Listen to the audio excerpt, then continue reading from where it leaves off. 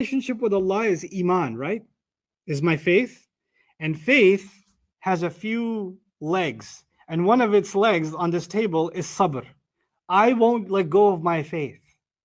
I won't let go of sabr because of what you're doing. And my relationship with Allah will not get ugly even though you're creating an ugly situation. Sabr will continue to remain beautiful for me.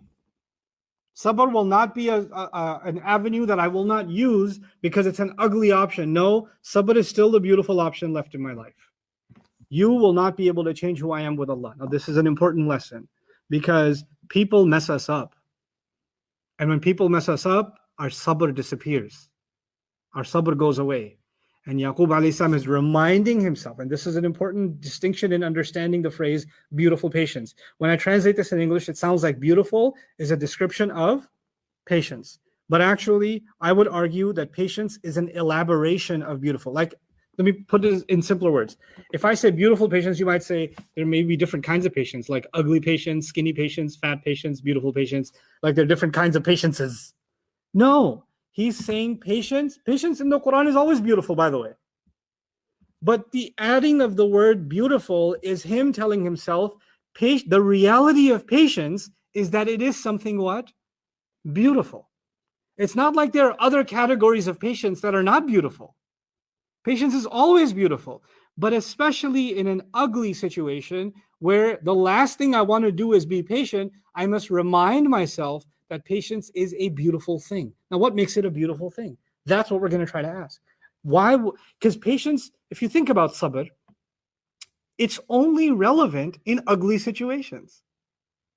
That's the only time it comes into play. If you're having an argument, it's ugly, you got to exhibit patience.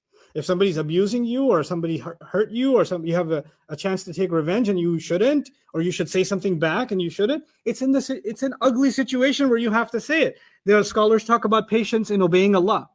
As-sabr ala ta'a, right? Patience in obeying Allah. And they give examples like you have to have patience and fight against your sleep to wake up. Let me give you another situation. It is obedience to Allah to distribute the inheritance the way Allah prescribed in the Quran, right? So you decide that you're going to give the mother the share that she deserves according to Allah's word, and the father his share, and the sister her share, and the brother his share, and the spouse, and you start giving the shares as they are described, and there's a huge dispute in the family, and everybody's mad at you because you're going by the book of Allah, and guess what? Things are getting real ugly because you're obeying Allah, right? And in that time, that ugly situation, the last thing you're thinking is patience right now looks beautiful, right? Patience is surrounded by an ugly situation. There's no scenario in which you can say that I am being patient and you're surrounded by a bed of roses. Nobody needs patience chilling on the beach, relax, unless they're getting COVID. I'm saying nobody needs patience chilling on the beach, sipping on some orange juice, relaxing. I need some sabr right now. No, you don't need sabr. Sabr is when things don't work out. Sabr is when things go bad. So the word beautiful is almost like an oxymoron, like it doesn't make sense.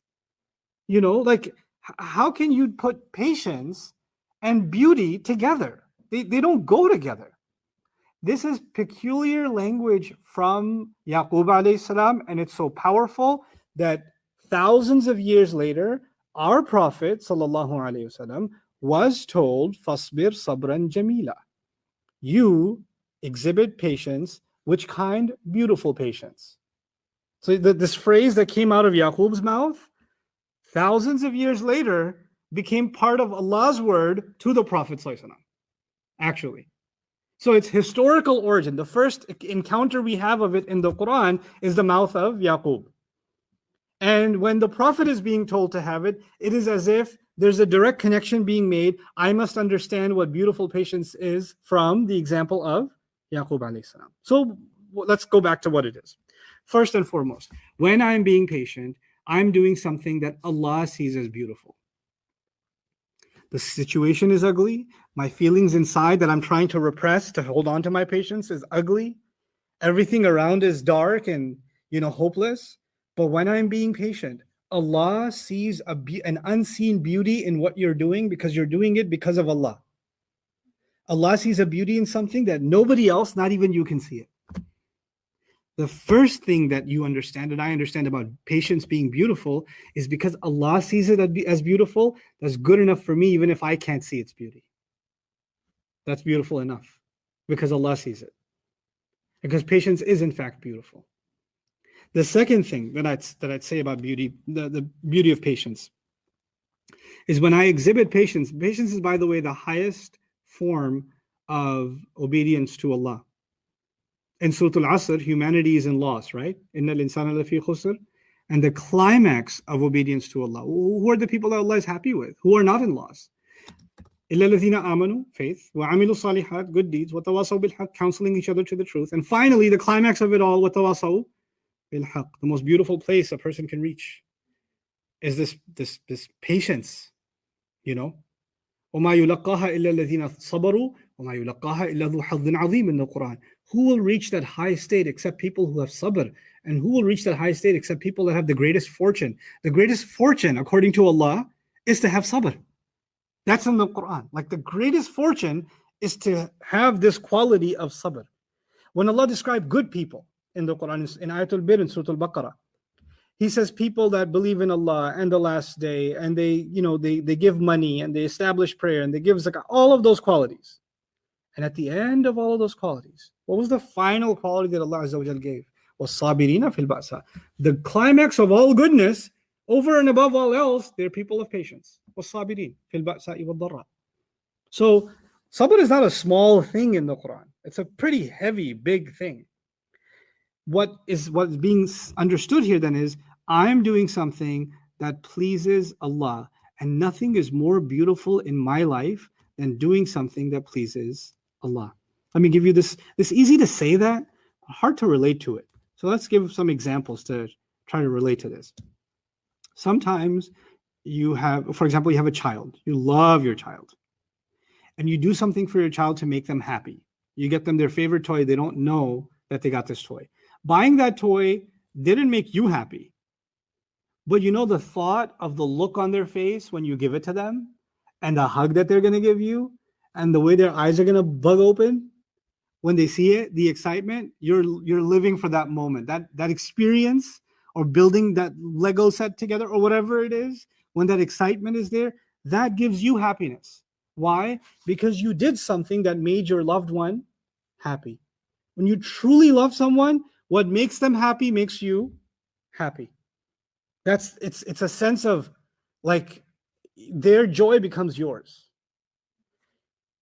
If you understand that in a human sense, then understand, doing something for your mom, doing something for your dad, doing something for an elder, that makes them happy. Now think about this. When we exhibit patience, it may be that no one on earth is happy. It could even be that you're not even happy. But you know one thing, who's happy? Allah is happy. And the fact that Allah is happy with what you're doing by showing patience of this kind, that is the most beautiful thing to you. It's this prized possession to you. So sabrun jameel. This is going to be beautiful. I'll repeat something I said, so many days ago when we talked about this the first time. Allah has taken something beautiful from me again. Allah has decided that I be deprived of yet another or two more of my children. And I will replace the loss of something beautiful with the gain of something beautiful. The loss of something beautiful in the worldly sense, like children, shall be replaced with something beautiful in the spiritual sense, sabr. Sabrun jameel. Children are beautiful. The love of your child is beautiful. And their safety is beautiful. And when that's taken away, he says, I will replace it with something else that's beautiful, and that's sabr. So something beautiful is being replaced with something beautiful. And the remarkable thing is, he understands in his wisdom, what has been taken from me is something beautiful in this life, a child. But what I'm replacing it with is something I may not understand its beauty fully, but it is beautiful in this life, and it will beautify my next life too. فَصَبْرٌ جَمِيلٌ. Let's move on. I was thinking about Surah Al-Asr today in a couple of places. In Surah Al-Asr, Allah is telling us to avoid loss, right? And this is important because usually sabr has to do with some kind of loss, right? You're losing dignity in a conversation. You're losing money, you have to have sabr. You lose health, you have to have sabr. You lose a loved one, you have to have sabr. Sabr is many times, not all the time, but sabr is associated with some kind of loss. And in Surah Al-Asr, Allah flips that equation. He says everybody is in loss except the people who have sabr. But sabr only happens when you have loss. And Allah is saying every other loss is bearable, but there's one loss above all the other losses. If you lose that, you've truly lost everything beautiful. And that's sabr itself. وَتَوَاصَوْا بِالصَّبْرِ. Actually, sabr is gain. And not having sabr is the ultimate loss. That's Surah Al-Asr. And in a sense, he's echoing that. He understands that success and beauty lies with holding on to that which is most valuable. And everything in life can come and go. My sabr shouldn't go. But then you can ask the question, well, no, you're talking about sabr as if sabr is your faith itself. But sabr is one thing, but it's not all of iman. The thing is iman in Allah, faith in Allah is many things. We have faith in the uniqueness of Allah. We have faith in the wisdom of Allah. We have faith in the provision given by Allah. We have faith in the plan of Allah. We have our faith in Allah has many dimensions, right? One of those dimensions is sabr over whatever Allah is having us go through. That's one of our dimensions of iman. Actually, iman and sabr sometimes, not all the time, but iman, faith, and sabr, perseverance and patience, are sometimes interchangeable in the Quran. Think of Surah At-Taghabun. Allah says, مَا أَصَابَ مِن مُصِيبَةٍ إِلَّا بِإِذْنِ اللَّهِ. No calamity strikes anyone except when Allah allows it to, except by Allah's leave. وَمَن يُؤْمِن بِاللَّهِ يَهْدِي قَلْبَهُ. And whoever would have faith in Allah, Allah will guide their heart. Now listen carefully. No calamity will strike except by Allah's permission. When a calamity strikes, what do you need? Sabr, right? He says, no calamity strikes except by Allah's permission, and whoever has faith in Allah, Allah will guide their heart. What does it mean to have faith in Allah when a calamity strikes? Having faith in Allah when a calamity strikes means you have sabr, no matter what happens. Amin Hassan Islah, he talked about this in very simple terms, and I think it's very easy to relate to for anybody that hears it. He said, anybody can cry and wail and punch walls and then eventually sit down and be patient with the situation. But beautiful patience is that you don't do anything that makes you lose dignity. You don't do anything that Allah wouldn't want you to do while you're exhibiting those while you're experiencing those negative emotions. Sabr is the ignorant side of you, the loud side of you, the obnoxious side of you, the angry side of you, the overwhelmed side of you, the wailing and crying side of you. All of those sides have been kept under control. So even though you experience those emotions, they are channeled in a way that's pleasing to Allah. That's beautiful patience. That's how he describes it, right? So he says, in the Quran, Allah has made sabr and iman kind of together. And I thought about that because in Surah Al-Hujurat, Allah says, وَزَيَّنَهُ فِي قُلُوبِكُمْ. He made iman beautiful in your hearts.